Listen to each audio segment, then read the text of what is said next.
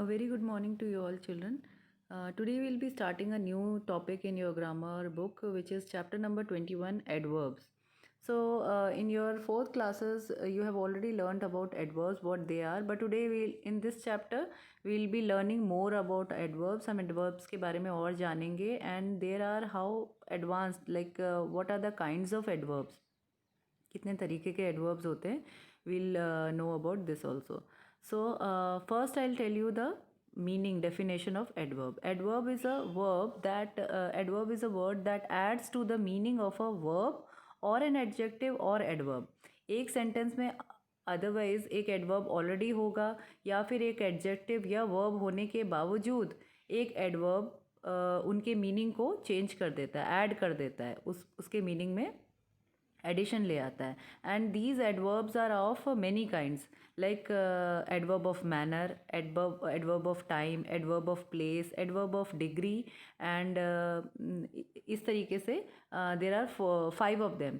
ठीक है. So we learn more about them as per the examples. ठीक है. As we keep on learning them with the examples, you will be able to know them more. So, students, you know that adverb adds to the meaning of a verb. It also adds to the meaning of an adjective or another adverb. For example, the first sentence is the deer ran swiftly. So here swiftly is a manner. किस तरीके से deer is running, that is known as adverb. ठीक है. Next is the milk is too hot for me to drink. The milk is too hot for me to drink. So too hot, too is again an adverb. Here we'll underline, the underlined verb is an adverb. The next is she writes very neatly. So degree, how often, किस तरीके से, किस हद तक, किस extent तक होता है, that is again an adverb. She writes very neatly. So बहुत ज़्यादा सुंदर लिखती है. So it is again an adverb. Very is again adverb. And neatly again, in this sentence you just look at this. There are 2 adverbs. Neatly is the manner in which it is written. This is also adverb, and very is the way she is writing. So very is again an adverb. So अभी मैं आपको और example में आप frequently अभी आगे जाके further you will be reading more and you will be understanding it better. So we can say that adverb is a word. Here student, just see the underlined, these highlighted words. These sentences are that this is a definition of adverb. We can say that adverb is a word that adds to the meaning of a verb, an adjective or another adverb. It can be possible that in a sentence there is already an adverb or an adjective और उसके meaning में addition हो जाती है with the use of adverbs. So when I tell you about the kinds of adverb, मैं आपको example देती रहूँगी. जैसे फर्स्ट है एडवर्ब ऑफ मैनर. किस मैनर होता है तरीका, किस तरीके से वो काम हो रहा है, that how the action is being done, it is shown by the adverb of manner. जैसे for example, he behave terribly. उसने बहुत ही बुरी तरीके से व्यवहार किया या बिहेव किया. So this terribly word is the manner in which he behave. So it is adverb of manner. यहाँ इस 5th क्लास में जो आप एडवर्ब पढ़ रहे हो, इसमें आपका difference is this only, that this time you are not like you are understanding the kinds of it. So on the basis of kinds आगे फर्दर एक्सरसाइजेज में आपको इसके काइंड्स ही बताने हैं. So it is very important for you to learn this, ये kinds of adverb. ठीक है. First is adverb of manner. जैसे ईशू डांस ग्रेसफुली, बहुत ही नज़ाकत, बहुत ही खूबसूरती के साथ डांस कर रही. So gracefully, then again gracefully is the adverb of manner, how she is dancing. ठीक है. So the underlined adverb gives us the answer how the action is done. किस तरीके से वो काम किया जा रहा है, that is adverb of manner. This is the first kind. The second kind, adverb of place, where the action is being taken place. कहाँ चल रहा है. ठीक है. Outside, upstairs, here, there, somewhere. These are the places, like कहाँ पर चल रहा है. So it tells us where or at what place an action is done. This is very simple. ये तो आपको पता चल जाएगा. जैसे don't go outside. So outside is again an adverb. I'm going upstairs, मैं ऊपर जा रहा हूँ. Don't sit downstairs, नीचे मत बैठो नीचे, तो वो downstairs. ये these are all adverbs.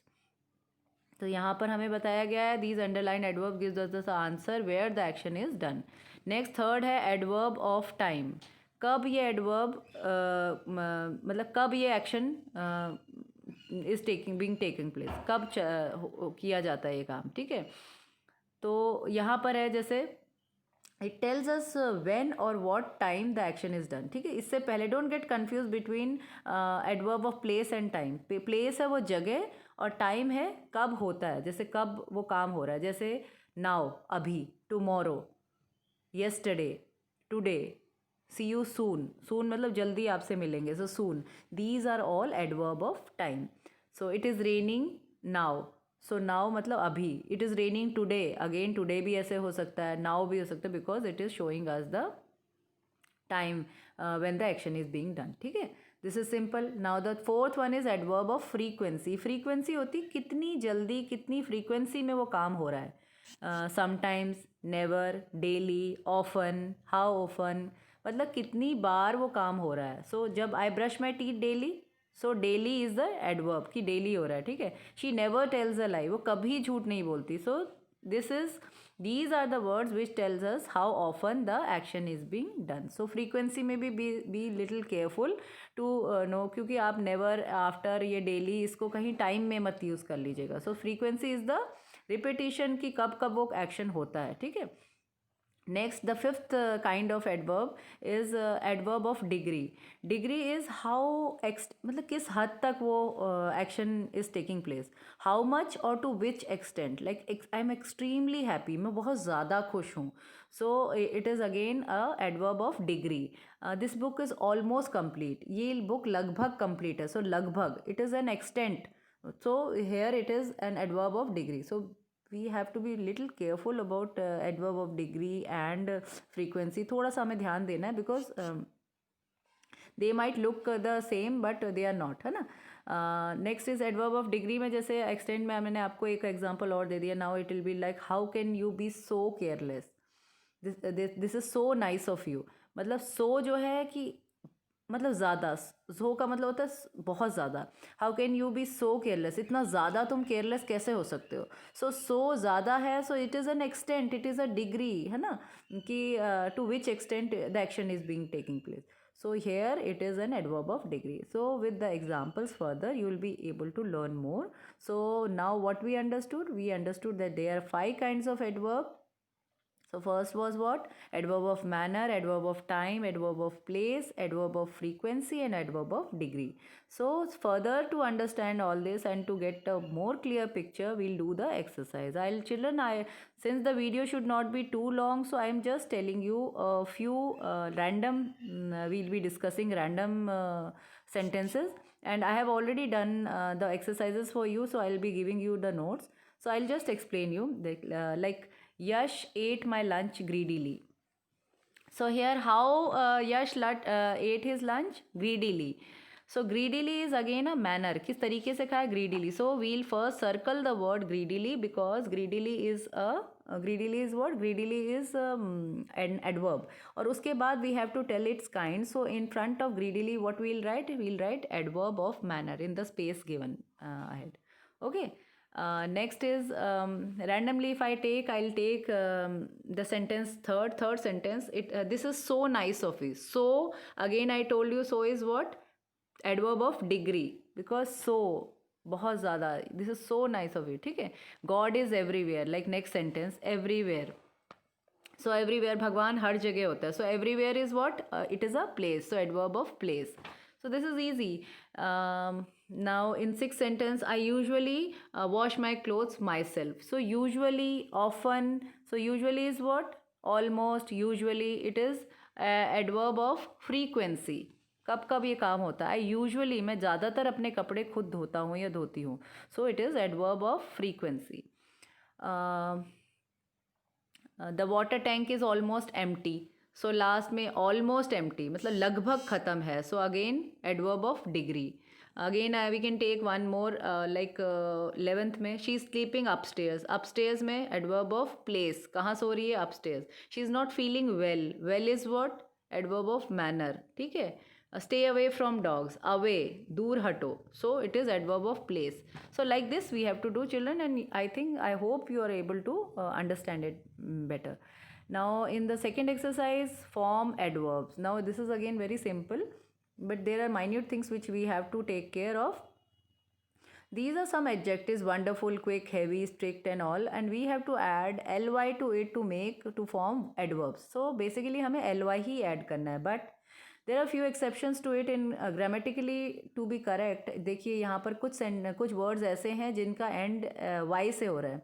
So those words which are ending with y, there is a trick. We have to delete y and add ily to make it an adverb. जैसे heavy है, heavy, y को cut कर देंगे, heavily, heavily. So it is very important to make the sentence, मतलब make the words correctly. You have to write it properly. Merry, merry, merry होता है खुशी. So merrily, merrily, y will be omitted when we are adding ly. So ily लगेगा कहीं कहीं. Lazy है, lazy को हटा के ily, lazily.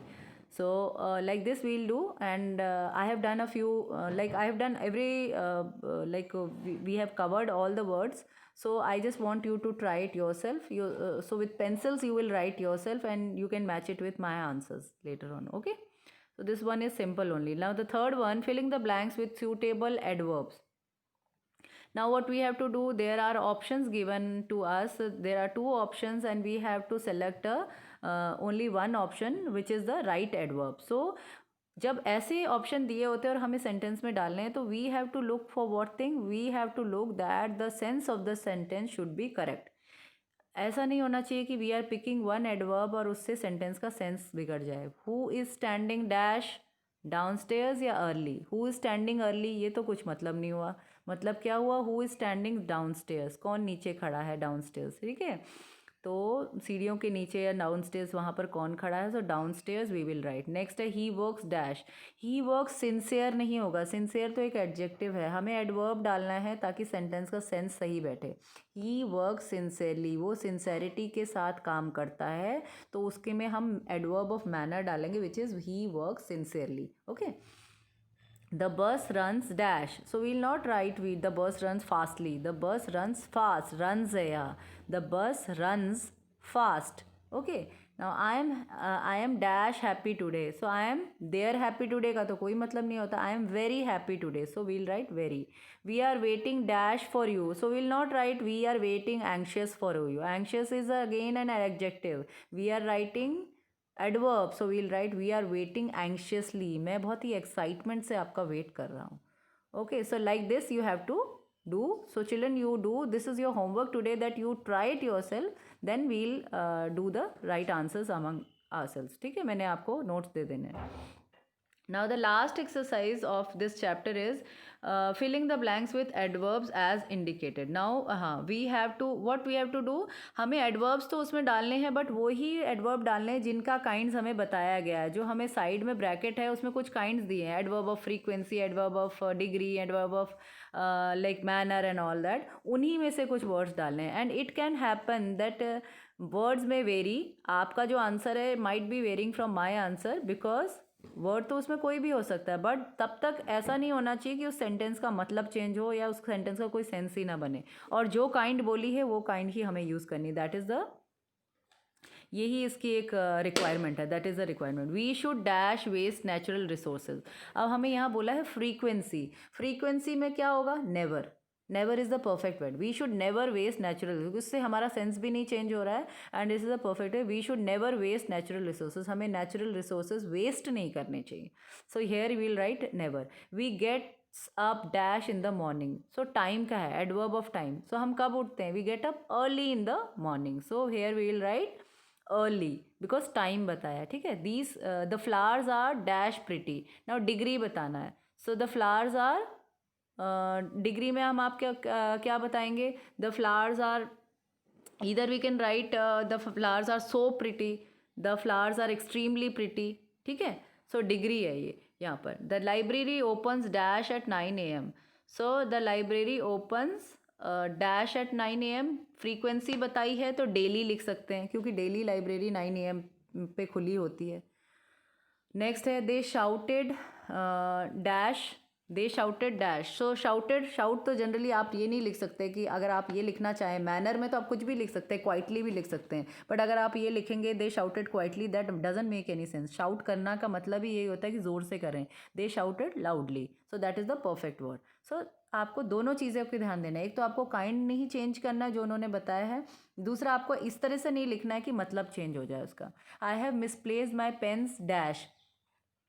सो आप यहाँ हेयर देयर कुछ बच्चे लिख सकते हैं, बट मिसप्लेस्ड का मतलब है कि मैंने कहीं खो दिए हैं, मुझे कहीं मिल नहीं रहे हैं। So we can write the perfect word will be I have misplaced my pen somewhere. So I have misplaced my pens somewhere will. She speaks English dash. So यहाँ पर इन्होंने बोला है मैनर। सो हम इसमें दो तीन तरीके के से लिख सकते हैं। मैनर देना है ना कि किस तरीके से। सो हम ये भी लिख सकते हैं कि शी से speaks English frequently, she speaks English perfectly, she speaks English fluently. ये सारे करेक्ट है, ठीक है, बिकॉज मैनर होना चाहिए कौन सा adverb of manner, but these all words are, so it can be your own word also. The soldiers fought dash. तो सबसे फिट वर्ड जो हमारा मैनर का बैठता है यहाँ पर है, सोल्जर्स किस तरह लड़ाई करते हैं, bravely. So we'll write the soldiers fought bravely. Next is complete your work dash. So time है ना, टाइम बताना है। सो कंप्लीट योर वर्क, अब हमें एडवर्ब ऑफ टाइम बताना, तो हम इसमें क्या क्या यूज़ कर सकते हैं, complete your word soon, complete your work soon, या कंप्लीट योर वर्क टुडे, ठीक है, कंप्लीट योर वर्क नाउ। ये सारे टाइम को बताते हैं। Complete your work now, complete your work soon, complete your work today, these are all adverb of time. So these all are correct, you can write anything from these, है ना। I dash agree with you, adverb of degree. So I almost agree with you, मैं लगभग तुमसे सहमत हूँ। So this is again perfect answer for adverb of degree. So children, with this we end this video because this chapter is over, and I hope that you understood that there are 5 kinds of adverbs: adverb of manner, adverb of time, adverb of place, adverb of frequency, and adverb of degree. So today's homework is to read and learn these 5 kinds and to do the exercises with pencil in your workbook, so that when I provide you my answer copy, then we can cross check and at least you give it a try yourself, and in the next class you can discuss your difficulties with me. Okay, thank you and have a nice day.